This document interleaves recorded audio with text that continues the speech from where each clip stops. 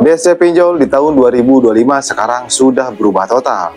Bukan lagi teror telepon, tapi sekarang sudah dibekali AI, voice bot, bahkan tracking otomatis.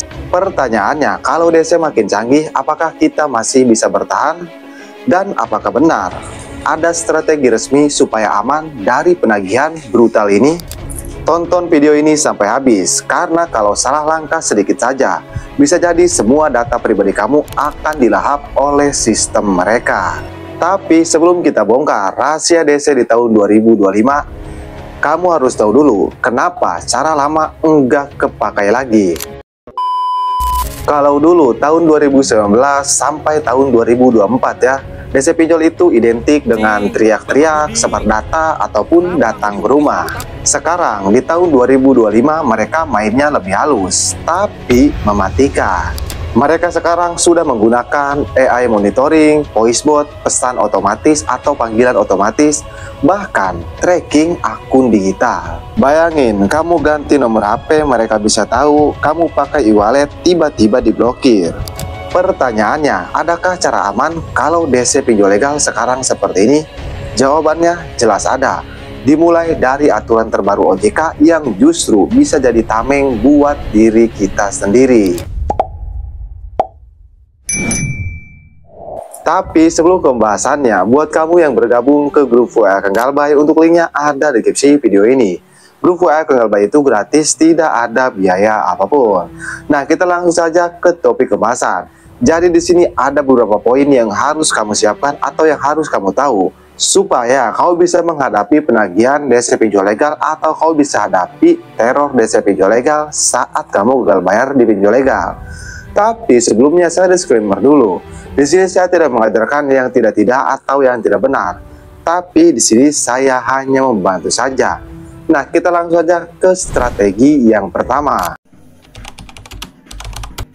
OJK di tahun 2025 sudah jelas bilang kalau penagihan itu harus sesuai dengan kode etik OJK. Itu artinya DC nggak boleh lagi neror lewat keluarga, sebar data, apalagi pakai kekerasan. Karena seperti yang kita tahu, DC itu tidak sembarangan ya, tidak seperti yang sesuai dengan aturan OJK. Mereka selalu meneror, mengintimidasi, bahkan mengancam nasabah. Dan itu bukan kejadian sekali dua kali, tapi hampir semua pinjol legal itu seperti itu. Bahkan yang legal pun rasanya seperti pinjol ilegal. Karena mereka tidak sesuai dengan kode etik OJK atau mereka tidak mengikuti aturan OJK. Makanya mereka seperti itu. Lebih tepatnya mereka melanggar aturan-aturan dari pihak OJK. Dan kalau kamu paham bab ini ya, DC pinjol legal nggak bisa seenaknya lagi loh. Tapi meskipun ada aturan resmi, kenapa masih banyak korban yang diteror? Karena mereka lupa strategi yang kedua ini. Kenapa strategi yang kedua ini sangat berpengaruh sekali? Karena di tahun 2025 data kamu itu senjata utama DC pinjol legal.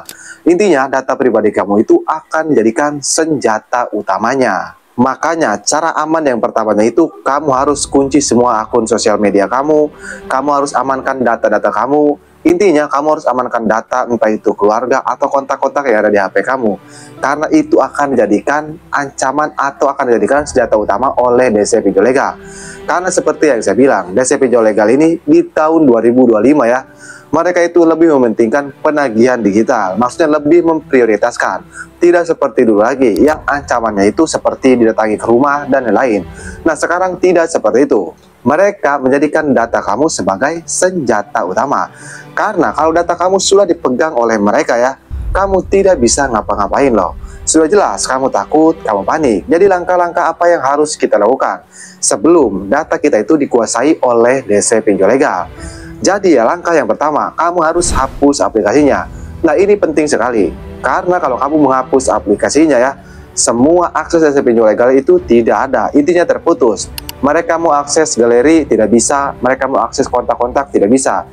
Karena tadi aksesnya lewat aplikasi pinjol tersebut. Makanya banyak pinjaman online atau banyak DC pinjol legal itu punya data pribadi nasabah atau punya kontak nasabah, punya kontak keluarga ataupun punya kontak teman. Nah, itu dari aplikasi tadi.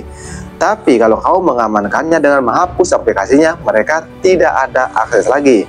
Dan yang paling penting, kamu ganti nama sosial media kamu, atau kamu pribadikan, atau kamu kunci dulu, supaya mereka ini tidak teror sosial media. Cuman perlu dicatat ya, mereka tidak hanya seperti itu, tapi jumlah tagihan kamu atau penagihan kamu ya, jumlah hutangnya itu bisa muncul di marketplace seperti di Lazada atau di Shopee. Contoh seperti ini, kita lagi buka Lazada ya, tiba-tiba ada pemberitahuan jumlah hutang kamu, jumlah tagihan kamu. Nah, itu bisa saja terjadi di tahun 2025 ini. Bukan bisa saja terjadi, tapi itu akan kejadian. Jadi yang perlu kamu catat, pemberitahuan itu, notif itu, mau di sosial media, mau di marketplace, itu kelihatannya hanya kamu seorang. Maksudnya tidak kelihatan oleh orang lain. Jadi kamu jangan berpikir kalau kita dipermalukan di sosial media. Nah, itu tidak. Jadi lebih tepatnya mereka itu hanya memainkan mental kita dengan notif seperti itu. Jadi kamu jangan terkecoh. Tapi bagaimana bang? Misalnya mereka sudah menguasai data pribadi kita, sudah menguasai sosmed kita. Gak perlu khawatir. Kalian bisa menggunakan trik atau strategi yang terakhir ini, yaitu strategi resmi. Kalau DC Pinjol sudah melewati batasnya seperti sebar data pribadi, atau kontak-kontak kami dihubungi, atau sosmed kamu dihubungi ya, kamu jangan sembunyi, kamu jangan takut. Justru sebaliknya, kamu harus laporkan ke OJK ataupun ke API. Dan kamu kirim SSN pelaporan kamu itu ke DC tersebut ya, supaya mereka tahu kalau mereka itu dilaporkan. Nah, kalau seperti itu mereka itu pasti takut loh. Kenapa? Karena mereka juga sayang pekerjaan mereka. Karena kalau ada pemberitahuan ke perusahaan pinjol ya, kalau DC ini dilaporkan, nah yang kena sanksinya itu pinjol tersebut. Dan jelas mereka ketahuan dan mereka juga akan kena sanksinya. Jadi jelas mereka itu akan takut kalau kalian melaporkan ke pihak OJK. Ya karena yang pertama pinjolnya kena sanksi perusahaannya, yang kedua mereka juga bisa kena sanksi ataupun diberhentikan. Jadi kalian ancam balik dengan SS-an laporan kalian ke pihak OJK tadi. Tapi jangan lupa kalian SS bukti-bukti ancamannya, bukti intimidasinya, atau bukti ngancam akan sebar data pribadi kita. Barulah kalian laporkan ke pihak OJK. Nah, buat kamu yang tidak tahu cara melaporkannya, untuk linknya ada di deskripsi video ini ya. Kamu bisa langsung klik saja untuk melaporkan DC pinjol yang nakal ataupun perusahaan pinjol yang tidak sesuai dengan prosedur OJK. Tapi masalahnya banyak nasabah yang justru memilih diam. Padahal kalau kita semakin diam, DC semakin berutang. Dan perlu dicatat, ada strategi terakhir. Kalau kamu melewati strategi terakhir ini ya, usaha yang di atas tadi itu bisa sia-sia. Apa strategi itu? Strategi terakhir yaitu kuat di mental. Ingat, 70% taktik DC pinjol legal mengguncang psikologi kita atau kewarasan kita. Lebih tepatnya, supaya membuat kita stres, supaya membuat kita panik.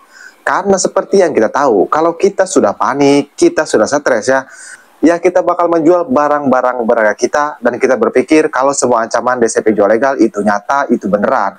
Padahal kan seperti yang kita tahu, itu faktanya hoax, itu faktanya bohong. Tapi beda lagi, kalau psikologi kita sudah tergoncang ya, itu beda lagi. Kita berpikir kalau ancaman DC pinjol legal itu nyata, dan resiko galbay di pinjol legal itu berat. Padahal kita hanya galbay di pinjol, bukan melakukan tindak kriminal. Jadi kuncinya, kamu jangan panik, kamu tetap tenang. Karena resiko galbay di pinjol legal ya, mau kamu galbay belasan juta ataupun puluhan juta, itu nama kamu masuk slik OJK saja. Lebih tepatnya perdata, bukan pidana. Dan kamu juga harus gabung seperti ke grup WA, grup Facebook, atau ke komunitas galbay ya, supaya kamu tahu kalau yang galbay di pinjol legal itu bukan kamu seorang, tapi masih banyak di luar sana. Ya contoh saja seperti di grup WA Kang Galbay ini. Karena kamu bisa melihat yang galbay 5 juta misalnya tenang-tenang saja, kamu yang galbay 1 juta paniknya minta ampun. Nah, dari situ juga kita bisa sadar, kok mereka tenang, kenapa kita yang lebih kecil justru lebih panik. Dari situlah awal mental kita jadi kuat. Karena kita sadar kalau galbay di pinjol legal tidak semengerikan itu. Jadi pertanyaannya, apakah kita akan aman dari DC pinjol legal di tahun 2025 ini? Jawabannya bisa banget, asal kamu paham aturan dan kuasai strategi ini. Tapi yang jadi pertanyaan besarnya, kalau DC pinjol atau perusahaan pinjol makin canggih, apakah kita bisa bebas? atau justru kita makin terjebak? Gimana menurut kamu? Silahkan komen pendapatnya di kolom komentar video ini. Oke, jadi mungkin saja video saya, mudah-mudahan bisa bermanfaat buatkan semua nasabah pinjam online ataupun buat semua nasabah pinjol legal. Dan buat kamu juga yang merasa kalau video ini bermanfaat, jangan lupa untuk dukung terus channel ini dengan cara like video ini dan subscribe channel ini, supaya kamu bisa mendapatkan video-video terbaru tentang dunia perpinjolan. Oke, saya Kang Galbay, sampai jumpa di video berikutnya.